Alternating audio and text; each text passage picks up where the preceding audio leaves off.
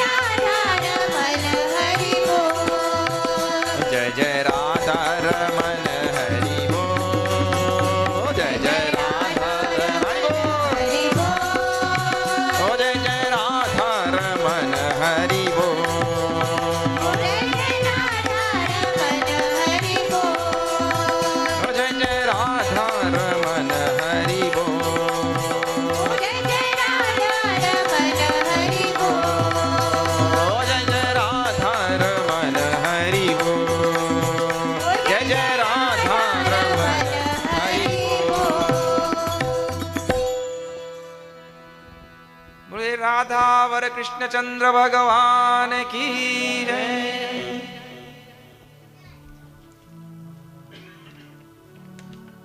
Pariksit Maharaj couldn't hear enough.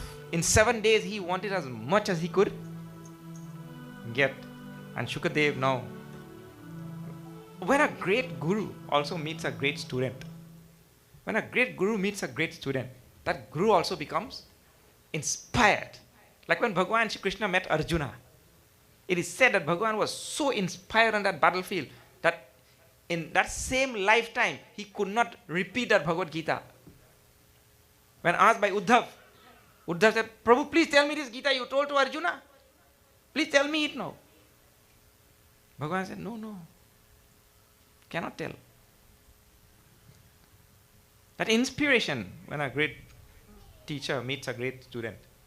And so Bhagwan, Shukadev Maharaj now also tells to Pariksit, now this story of this Samudra Manthan, the churning of this milky ocean, he requested. So it arose because Pariksit Maharaj himself requested this. Tell me. And so Shukadev relates. Now see. Yada yuddhe suray devaha Yada yude suray devaha Vadhyamana shita yudhaihi Vadyamana shita yudehi Gatavaso nipatita Gatasavo nipatita Notishtheran sma bhurishaha Notishtheran smabhurishaha Yada durvasa shapena Yada durvasa shapena Sendra lokastrayo nripa Sendra lokastrayo nipa Nishrikascha bhagavanstatra Nishrikansha Bhagavan Satra Neshurijyadaya kriyaha. Nishuridaya Kriyaha. He starts the story by telling that the Devatas, after being given that curse by Durvasa Muni, Yada Durvasa Shapena Sendra, Indra and all the Devatas, Lokas Trayo Nripa, O Nripa, O King, these Devatas got this shrap. No, before I continue, there's a very important thing there. The Devatas got the shrap from Durvasa Muni. But listen here. Please pay attention to this. And this is for your own social awareness, social consciousness, because you live in a body politic where social existence or social awareness is the grease that is required for your harmonious existence. If you don't have social awareness, you cannot really harmonize with your society, and you don't know how to maneuver yourself to live in a most peaceful and progressive way.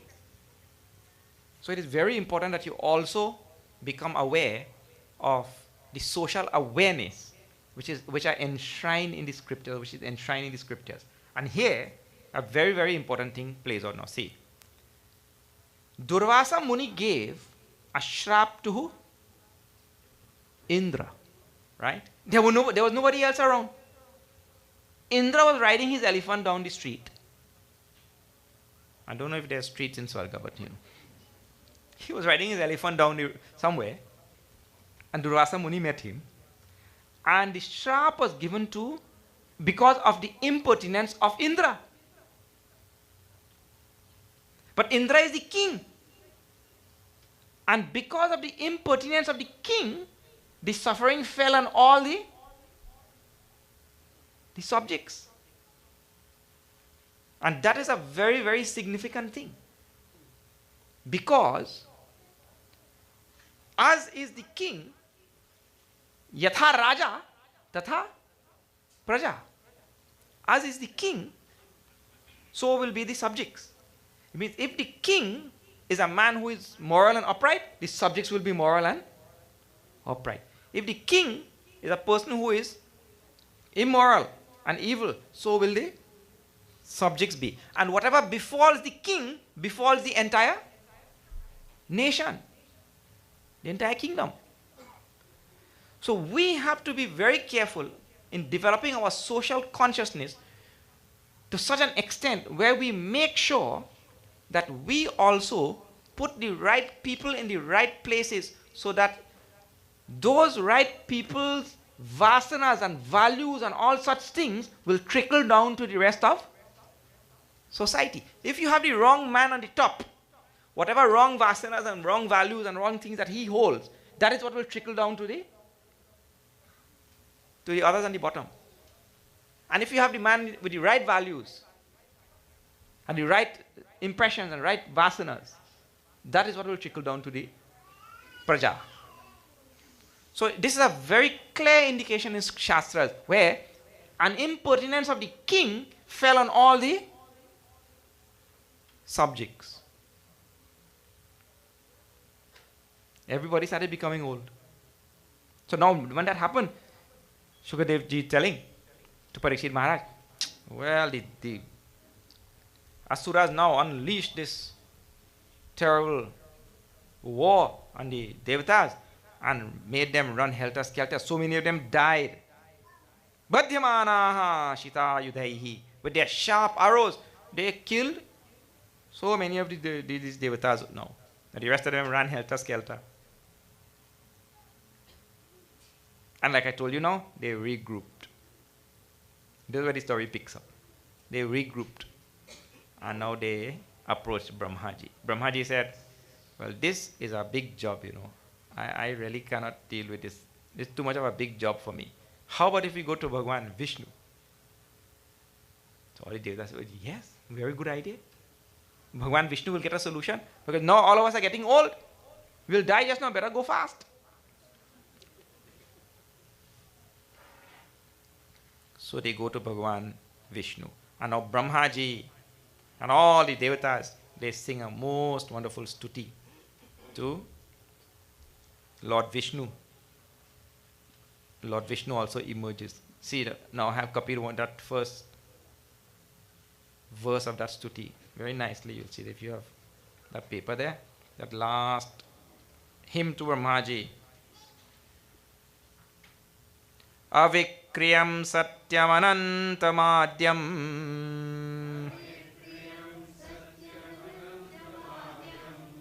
guhashayam nishkalamapraktarkam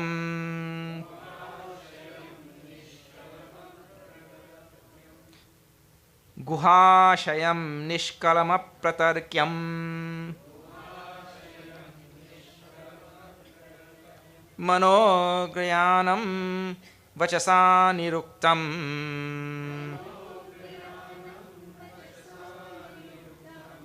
namamahe devavaram varenyam.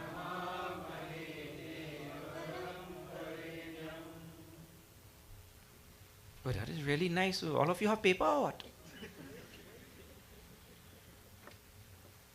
Everybody chanting Bhagavatam in Sanskrit. And you teaching these people on this side, very good, I think. Very good. They praise Bhagwan Vishnu. You know, this is, Shastra teach some very simple, nice things. Huh? If you want anything from anybody, please first go and praise them.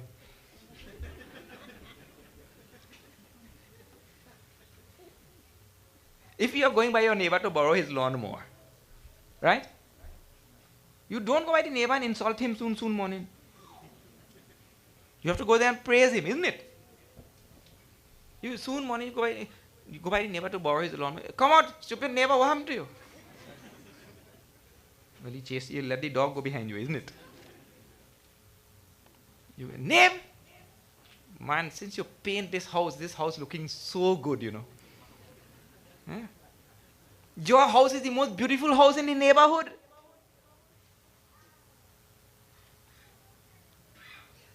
No, don't go and tell anybody. The Swami telling you to make up things. I am telling you, you look for the things in the neighbor's place or about the neighbor which are praiseworthy. Huh? Suppose his house is really looking the best in the neighborhood. That is praiseworthy. Suppose the neighbor is a smart man. Say, look here. Neighbor may be a poor man, but he's a smart man. So don't say anything about the poverty. Say something about the smart. This is a technique even in Shastras. You have to do, that's called stuti, you praise. So they all went there and they praised Bhagwan Vishnu and said nice words. Avikriyam, that Lord, Prabhu, you are without any modifications. You are one uniform mass of pure being, consciousness. You are Satyam, truth itself. Anantam, without end. Anadyam, without beginning. You are without beginning and without end. Guhashayam, you dwell in the heart of all beings. At the root of all things in the universe. This Lord is there. Nishkalam. Nishkalam is without parts. You are partless. Apratarkam. Apratarkam means the Lord cannot be established by anything such as logic, or cannot be refuted also by logic. See, logic can do two things. Nah? It can establish something. It could also refute. But Bhagavan is beyond both. Mano agrayanam. Ungraspable by the mind. You are. Vachasa niruktam. By the speech, nobody could ever speak. Anything we say about you will fall short. Nobody could ever describe you. The Lord is indescribable. The Lord is indefinable. We cannot define the Lord. Namamahe.